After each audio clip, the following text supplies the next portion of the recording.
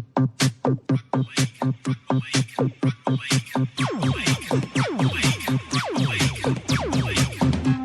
g'day there and welcome in to another episode of the Mad Monday podcast, brought to you as always by 4 and 20 Pies, the perfect at-home snack for watching rugby league. My name is Tino Fa'asua Manaiawi, and I am joined this week by the mighty tōtara that is Tohu Henwood. Oh, it's a pleasure to be here after, we're not used to, we've gotten the pattern of coming in after winning, but now this has been a few weeks in a row, bro. Well, it's 3 on the trot, and let's just rip straight into it. The score in the end, 14-8. I think the theme of the game, though, was the conditions were atrocious, and I sort of thought it was going to come down to who's going to handle those shithouse conditions better. Well, I watched the New South Wales Cup game beforehand, and those boys tore that pitch a new one. And by the time we got on there were like strips of different colours all up and down the pitch. And then by the time we got up there, it had been churned up and mixed up, cut up and destroyed by DJ Severe. It looked like you were playing on someone's farm. Paddock, yeah. Also, the Newcastle in that first half, the Newcastle's 10-metre field looked like a completely different pitch. Well, I think it was because they were saying during that New South Wales Cup game that they had swapped the pitch out recently. And then you pile on top of that monsoon weather, and then all of a sudden you've got what we had to play on. Do you think that I can just chalk it up and dismiss it because of the conditions? Well, look, the only argument there is that both teams are under the same conditions. That is now we've won 1 from 11, right? In the wet. In the wet, yeah. It all started with the Souths game last year. Yep. I felt from before the game started, our heads looked really down in the dressing room. Right. The energy looked really low in the dressing room. However, after the game, Webby said everyone was bouncing around at the captain's run. Right. They'd had 10 days off, so they had 3 days just completely off with their whānau. Yep. Then they had 7 days full training. And we just weren't in the game. No. We gave away 5 penalties in the first 20 minutes. Yep. 4 of them, I think, were for inside the 10, plus 2 set restarts. One of them, a shoulder charge from Tohu Harris, which I've never seen. No, and it was also not a malicious shoulder charge. It was just a... It was kind of lazy and a little bit awkward because it was a 2 in the tackle and he just couldn't quite get his arm around. And after he did hit the guy, he did wrap the arm around. It was quite innocuous. When they blew the whistle, you're like, what's that for? And no one was making big meters in that game. The highest running meters was 157 for both sides. Oh. That was Adam Fanua Blake, of course, and Bradman Best was 152 for Newcastle. Chan's got 157 as well. Yeah. And I mean, Chan's, since he's come back, even in losing games, has been impeccable, but he didn't quite have his... He got off to a pretty rugged start with that drop ball, which turned into a try.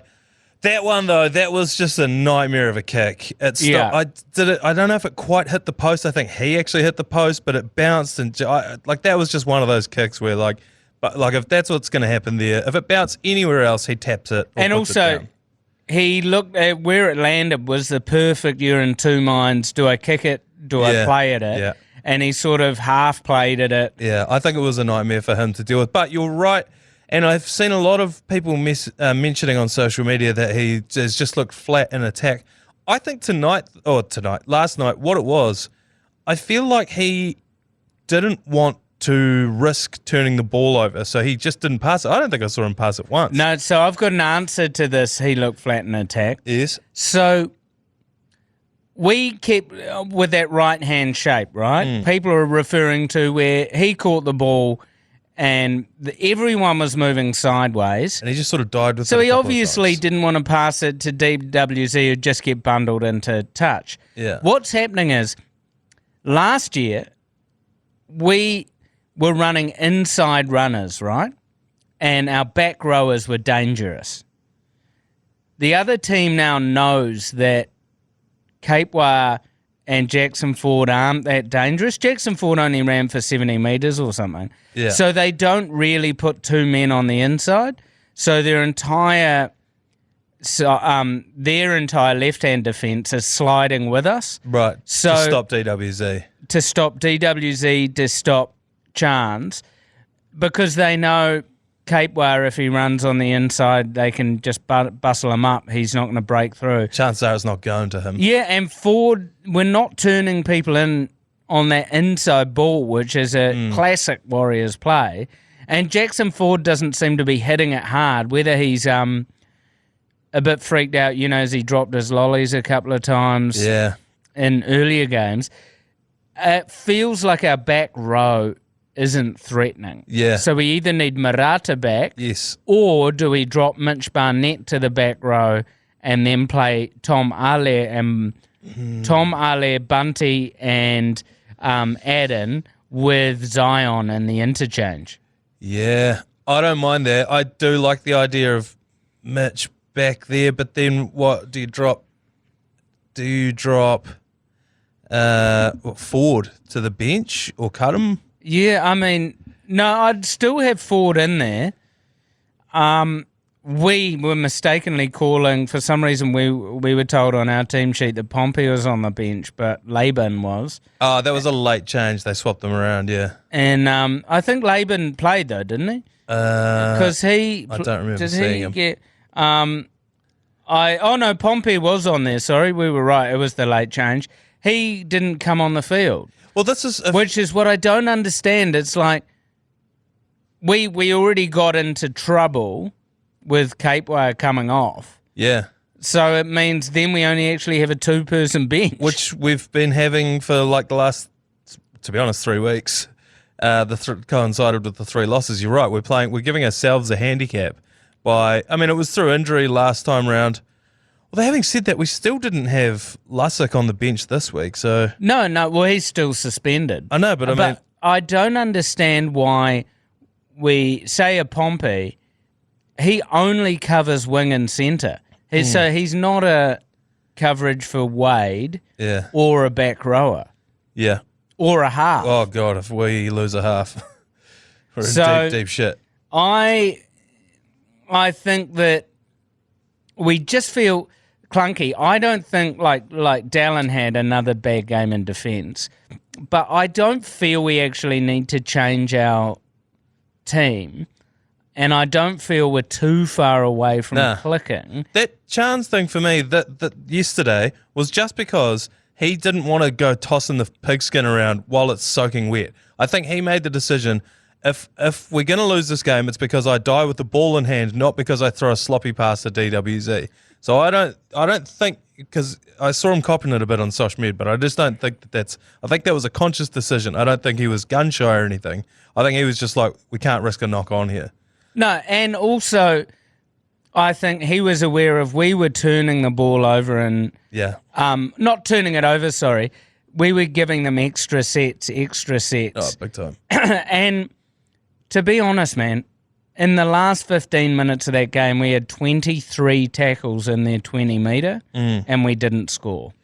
Yeah, well, That happened against the Titans as well. This has been something that's happening all year, and a lot of people have been talking about. You mentioned before the predictability, but also sort of the lack of attacking options on the last kick. I was sort of saying in the last game, we weren't getting ourselves into position in the 22 in the 20-metre line to fire those sort of shots. You know, when you're 40 metres out, it's hard to really put an attacking bomb on. But we just don't really look like we got the twist on the end of the punch. No, and I mean, for the 1.5 minutes of commentary where Keezy had his chin up, he made a great point about we should have been challenging Greg Marju with Dallin. Yeah. Because as we showed, which I personally believe should have been a penalty try. Oh. Because he was in, as Webby said in the post-match, he wasn't bitching, but he was saying a penalty try is when you're in the act of scoring a try. If the offence didn't happen, you would have scored. Yes. He had caught the ball. Yes. So if he wasn't tackled in the air, he would have hit the ground and put it down. Yes. I said this on the Agenda podcast this morning, available wherever you get your podcasts. if that's the ruling and it's not a penalty try, why ever bother contesting for the ball when you're on defense? Instead of going up for the ball, you wait till he goes up, catches it, and just hold his ankles. Let him hit the ground head first. It's not going to be a penalty try. It'll just be a penalty and you've got to defend another. That's right, because they're not going to kick the penalty because it's from the sideline. So why the precedent they've now set is just take them out of the air. Why not? What's the point? Because you're right. We should have been peppering Maju. The guy is built like a brick shithouse. He couldn't jump over a phone book. So Dallon's got him every single time. And the one time we did it, it bore fruit. And I think Dallon probably looked at them and went, well, if he's just going to pile drive me into the earth every time we do this, I don't want to do it again. Nah, and yeah, from Manly and the Titans, we showed a bit of flair coming back into both games, but then we couldn't ice them. This one just felt dour. Yeah, we felt like losing that game from the get-go for some reason. We did. I still had hope. There was that try that we just talked about. There was another one that was disallowed as well for shepherding, which, gotta be honest with you, it was one of those ones where, to the letter of the law, Jackson Hastings was obstructed, but he was not going to catch him. No, he wasn't, but Jackson Ford ran. To be honest, Jackson Hastings put himself in the road. Yes. Because there's no way Jackson Ford was getting out of his way. Nah. And he didn't hit him on the outside shoulder, which is the offence. He hit him square in the chest. So, but it was consistent at least. You couldn't say that you hadn't seen that same call in the exact same round. But I think you give us one of those, it's a very different game. But again, we say this every week, but we didn't put ourselves in position to score tries, so we can't really be trying to pull those ones back. It's a huge worry that we botched the Melbourne game that we should have won. We should have beaten the Sharks. Then we've lost to the Dragons, the Titans, and the Knights. These three will bite us at the other end of and Roosters, Penrith, Dolphins before our bye. Yeah. If we lose 6 on the trot, we're in a bad hole. We are in a hole. It is a long season. I was trying to convince myself this morning. There's 26 rounds of rugby league. 26 or 27 rounds. Oh, yep. But 3 byes. 3 byes. So you've got, which is 6 points. 24 point scoring opportunities. Basically it's a 24 round comp. But you now drop, how many did we just add up there? The 6 that we probably should have won, and now the graph just gets a bit steeper for us. I don't think there's much in it, though. We are the same team that played last year. We could beat the Roosters. We could beat Penrith. Yeah, that's right. I think that one of the biggest things for us is that last year Sean Johnson was the best player in the NRL, robbed by a Dally M committee that just didn't want to see a Kiwi win. But I think this year he's been great, but he hasn't been the best player in the competition, and I do think that was the difference between last year and this year. I'm not saying he's bad or that he's falling off or anything. No, but he, in those games, remember the big turning point in our season was that comeback win against Cronulla? Yeah. Where he, in a few of those games, he carried the team on his shoulder doing those step inside and score, step through 4 or 5 players. Granted, he's nursing this Achilles injury, so as Webby said, we're going to have to rest him at some time, which probably in Webby's mind was this Knights game, if we'd beaten Gold Coast and the Dragons. For me, I think you rest him. What's our game before the bye? Dolphins. I think you rest him for that. So then that gives him the biggest stretch. So he's out for the Dolphins game. So he almost has 3 weeks off. He's got 3 weeks off, yeah. I think that'll be the way they do it. Well, that's how I would do it, But so we're in the bottom 4 at the moment. Yes. And next week, if we lose and the Tigers win, who they're playing Newcastle, they jump us. Yes, we're on 7 points because of that draw with Manly. And the Tigers are on 6. This is a thing. I always like to play this game throughout the season is have a look at where we are on the table, then have a look at the few teams above us and think to myself, are we better than those teams? If we're sitting at 14th, are we better than the Dragons? They're on 13th. Well, we just lost to them, so you'd have to say no. Are we better than the Eels? I don't know. I don't know if we are. I don't think we are. Are we better than the Knights? Well, we just found out we weren't. Are we better than the Cowboys? I don't know. We did beat the Raiders, who are above them. Yeah. But it's not the same as it was last year, where you're like, yes, we're better than them. Yes, we're better than them. Yes, we're better than them. So if you look at it, the 6th, 7th, 8th teams are on 10 points. Yeah. And we're on 7. So if we win, they We're all two lose. We're win- still out of the 8. No. If we win two, we're if we two win two, wins. yeah. We're 2 wins out. So Shivers, if we could, the only problem is to get in there, we need to beat 2 teams in the top 4, Penrith and Dolphins, and the Roosters, who are in the on 6th, who arguably, watching them against Brisbane, they're a top 4 side if they play like they're playing. Yeah, they scored 100 points in the last 2 weeks. How good is Angus Crichton looking? Yeah. They just look, talking about back rowers, their back rowers, Satili Tupanua and Angus Crichton, are just popping off. Yeah. Luke Carey and Sam Walker look like they're having fun. Suali'i, Joey Manu, Tedesco. Yeah. They're Daniel Tupou. They're an intimidating side to play. They are. And when you look at our team, I was just saying in the group chat yesterday, I don't know who I would say is our best player. When you look at them, they've got all those guys popping off like that. And we had that last year.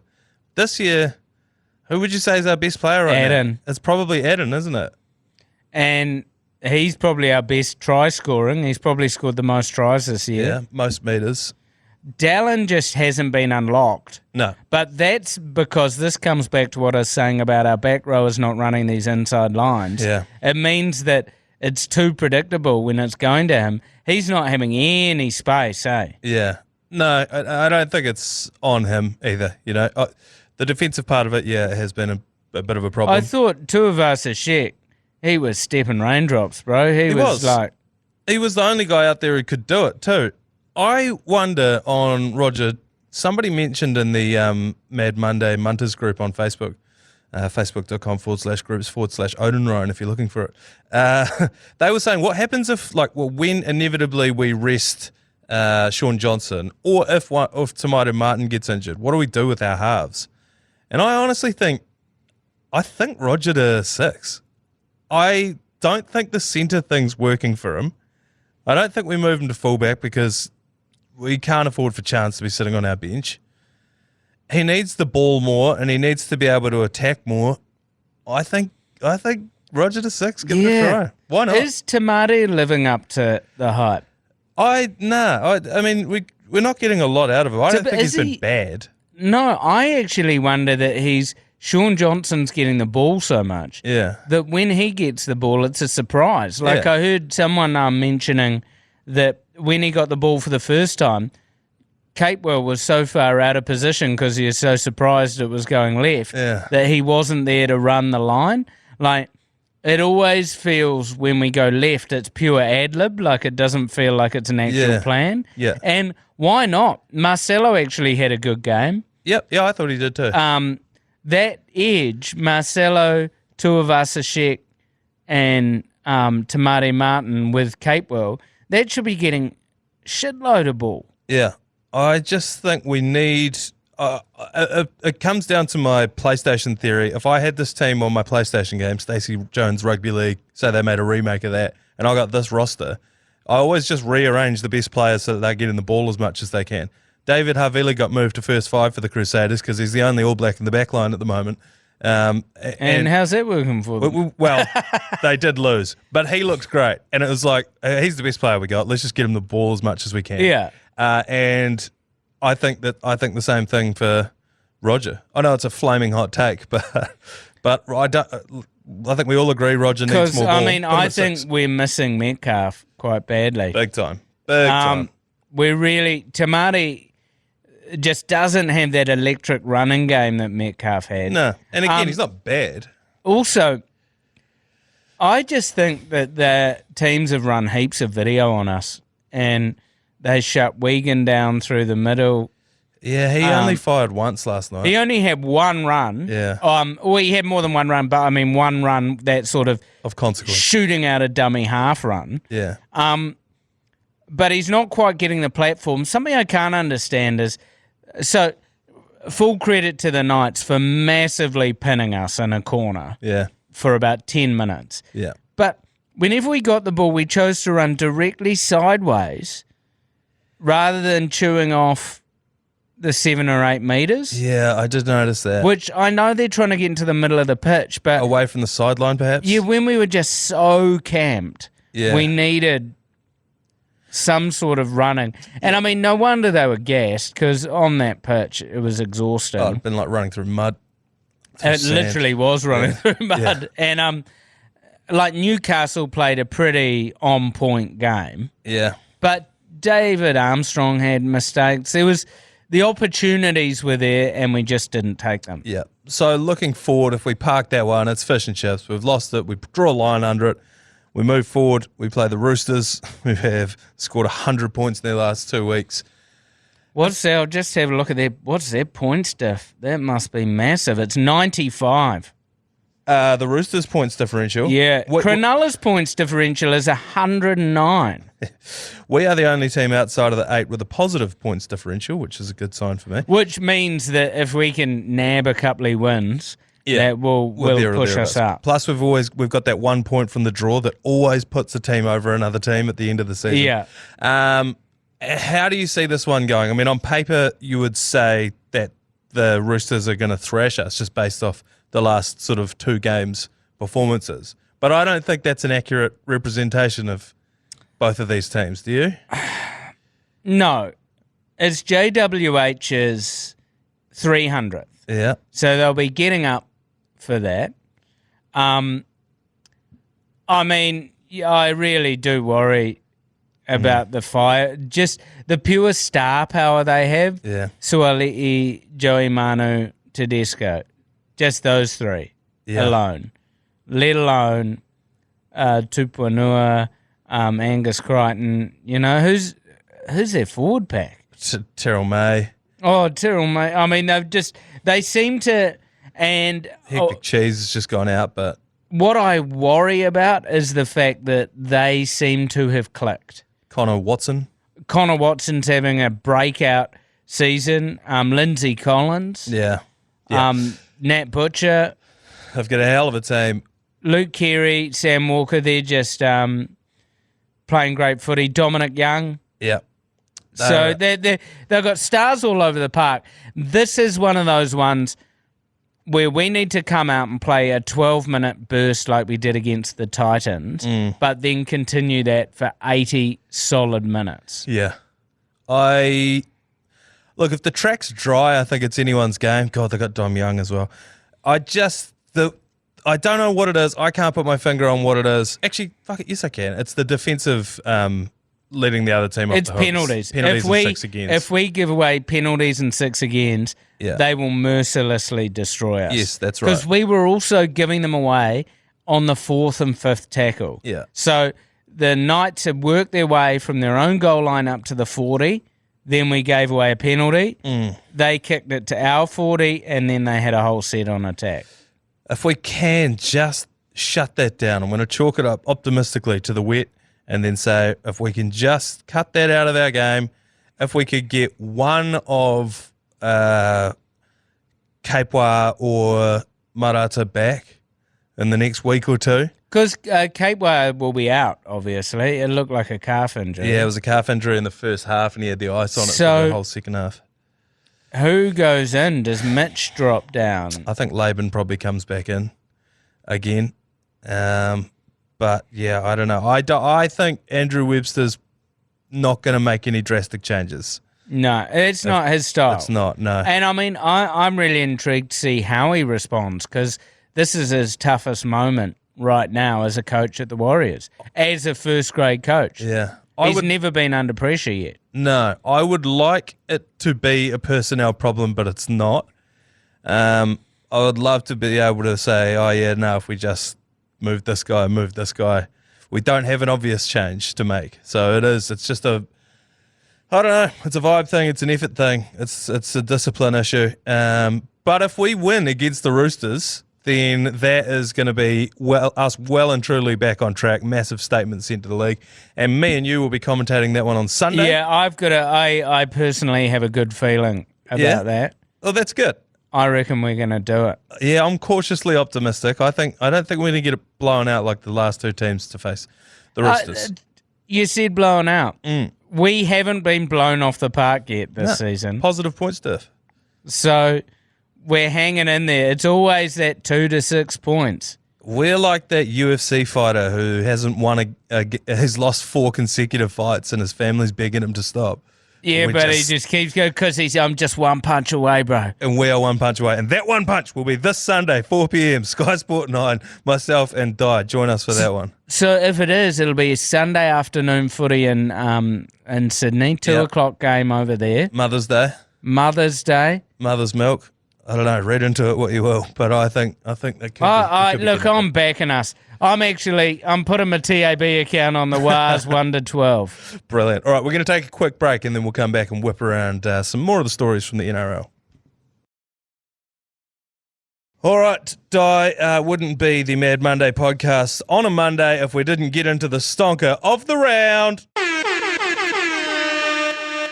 And it is the Storm tipping up the tits 22 points to 20. This game, it was one of those games we were watching it live. It felt like it went for about 3 hours, didn't it? So this is a game that I look at and go, I'm not really a Storm fan. No. Titans have always been a team that's, Yeah. And then I don't really go out much, so I was watching the footy.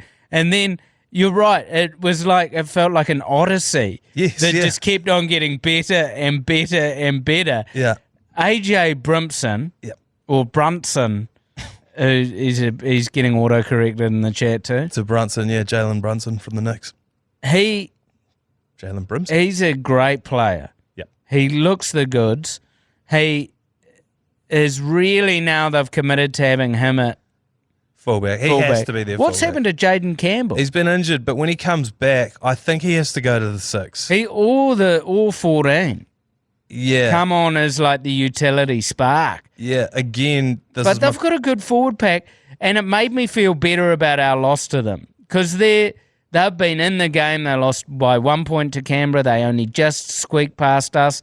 They pushed Manly to the edge, and now to be fair, could have won this game. Yes. Yeah. Oh, they 100% could have. This was a back and forth, tight tussle. Controversial penalty to end. But before we even got to that, little Pappy, Ryan Pappenhausen, he scores a try, and then celebrating, I think was Munster's try on his 200th game, little Pappy breaks his bloody ankle again. Oh, no, it's he's fractured his shin, I think it is. Right.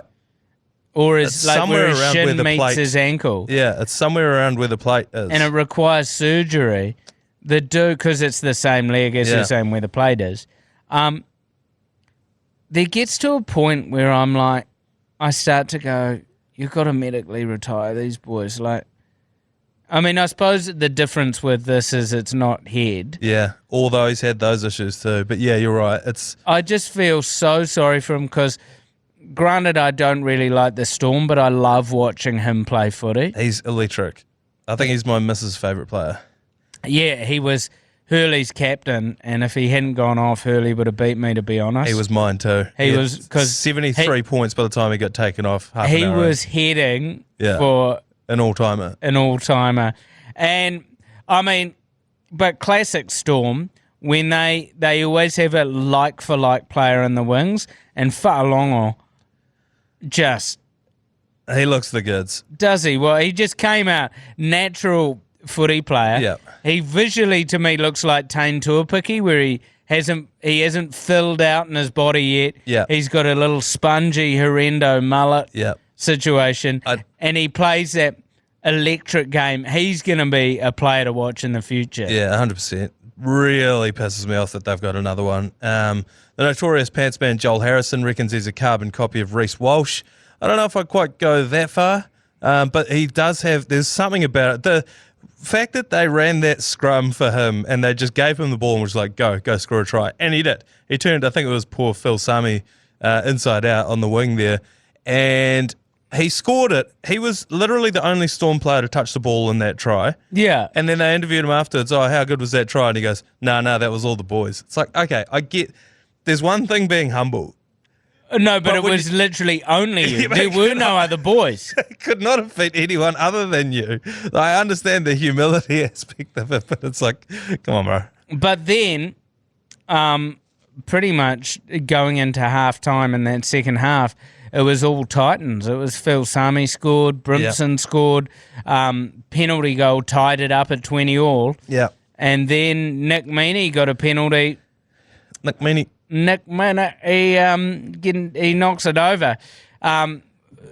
What was it, a tackle where they said he played at the ball or something? Yeah, it was like a strip. Basically, they said that there were two in the tackle and it was a strip. But it wasn't. His arm was just flinging around. That's right, yeah. I've never seen it called that way. It was... No, there was some pretty heavy hatred of the bunker going across a lot of these games online over the weekend. Yeah, well, if you want to get into a couple of the other ones, there was Casey Badger, who I think, was it the Rabbitohs game that she officiated? It was on the Saturday afternoon. My missus came into the lounge and was just like, holy shit, this woman's she's getting busy. My missus just sitting on the couch going, get it, girl. And what she got was a whole lot of hate online. Look, this actually really pisses me off, right? Sure, she made a cut. I actually reckon she was stitched up by the bunker in that game. Yeah. Because the howlers were from the bunker, not from her. She did have 4 successful captain's challenges against her. Yeah, and she did let the game, but Clemmer was yelling at her. But, I mean, there are some shitty refs. Yeah. I mean, unfortunately, a lot of punishers start just going it because she's a woman. That's right. And I think she's got a real Aussie accent as well. Yeah, she does. And I like the way she talks to the players too. She's like, no, hey, come back here. Yeah. No, this is how we're going to do this. So, Casey badgering, she got a badgering all right. Belinda Sharp's a great referee. Is she the one that was on last with like night? a blonde bum? Yeah. She's full on as well. I thought it was ridiculous the bollocking that the badgering that she got online. I was just like that. You're only doing that Aiden Caesar should have been sin bin for that hip drop tackle. Yeah, that was a bunker's call. Yeah. Oh god, the bunker's a whole other thing. Just one last thing that I wanted to touch on as well, and this is something that I saw today while I was flicking through all the highlights. And this is one of the most Australian things I've seen. If you go on NRL.com and you watch the round highlights, they are split out by game first, and then the second one is ethnicity. And it's best tries by a Samoan player in April, best tries by an Indigenous Australian player in April. Oh, my God. It's the most Australian thing ever. Do they have best tries by a white? No. Oh, my God. That's so Aussie because they also wouldn't think of it. Yeah, as being off colour, yeah. No, it's just, look what we've done. Yeah. Yeah, it cracks me up because every year for the cultural round, you'll go on to the Matty Johns show or whatever panel show that they've got on. They're like, the thing about Fijians, mate, I love Fiji. Tell me who are some of your favourite Fijians out there. Yeah, those Fijians. Yeah, always fast on the wing, aren't they? Yeah, and then they'll go, Preston Campbell. You're like, no, he's not Fijian. Yeah, but also the thing is, what I don't understand about that race thing is now it's not murky's the wrong word, but it's like you've got Samoan Australians who identify as an Aussie, so play for Aussie. You've got Samoan Australians who really identify with Samoa, so they play for Samoa. Yeah. So it's just like they actually just consider themselves Aussie. Yeah. Or it was the equivalent of it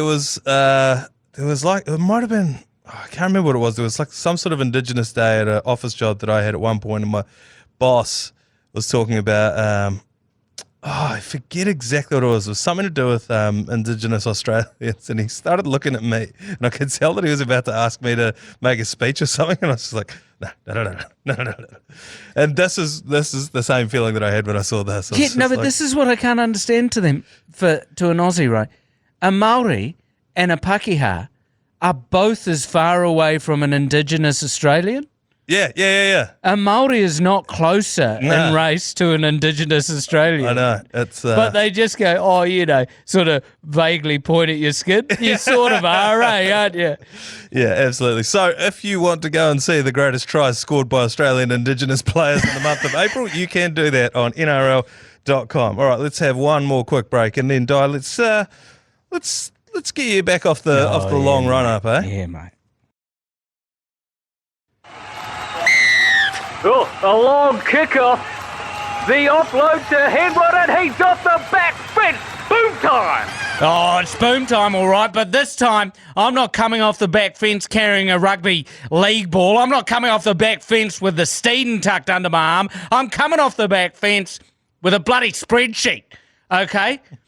This is admin time. I'm hitting you with some admin. I've just been fiddling through the draw, right? And these I tell you what gets me wound up. I tell you what wants me running off the back fence. It's the draw that the Brisbane Broncos have. I've probably gone off the back fence about this before, but I'm doing it now. You look at the games that the Broncos have at Suncorp. They have 14 out of 24 games at Suncorp. They have 17 out of 24 games in Queensland. It's absolutely ridiculous. There needs to be an investigation. And that's not counting the game that they take away, which they take away to somewhere that's just slightly out of Queensland. The Warriors have 10 out of 24 games at Mount Smart Stadium. That means we play 14 games. One of them was one of them was just slightly outside New Zealand in Christchurch at Apollo Greens, Richie McCaw Stadium, right? So 15 out of 24 games are in New Zealand, whereas they get like 16 in Queensland. It's absolutely outrageous. The Broncos are gifted every Friday night game. It's like if you look, put it this way, mate. Some of you young bucks out there, you're looking for a partner.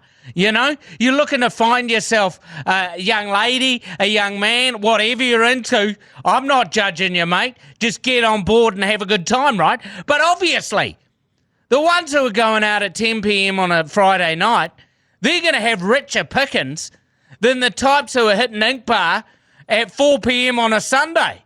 Then you're just getting some raggedy hooers.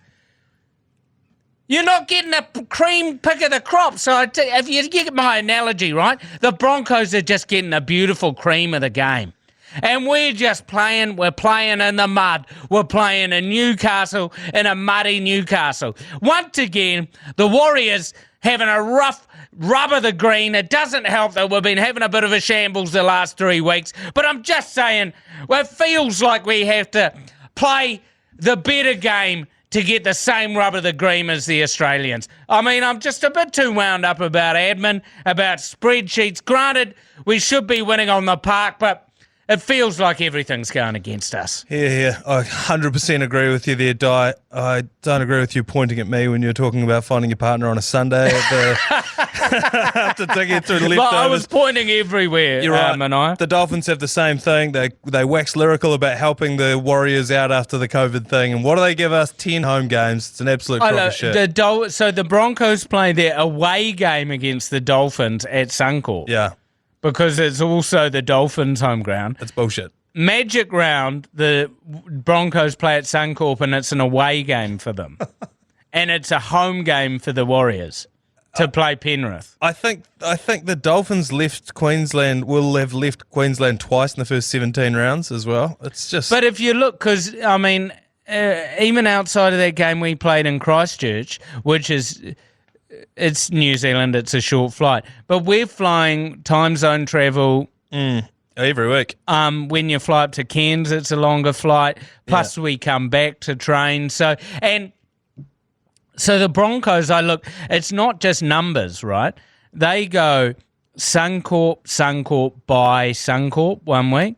So they have basically 5 weeks at home in their training ground, in their own bed, getting used to it. Then they have a game in Sydney, a game in North Queensland, then back. It just feels like. Also, they seem to always have the Friday night game, which is obviously for ratings, but it means that they're just in that cycle. Yeah. It's absolute bullshit. Anyway, we need to go and hit an ice bath after that and all cool off, I reckon. So we'll knock this thing on the head. Thank you very much for joining us for another episode of the Mad Monday podcast, brought to you, as always, by 4 and 20 Pies. Just before we go, the 4 and 20 Pies pack this week. Every month we've got tickets to the next home game. If you want to win tickets to this Sunday's game, text 8 to 3236. Text 8 to 3236. All thanks to our mates at 4 and 20 Pies. See you on Sunday.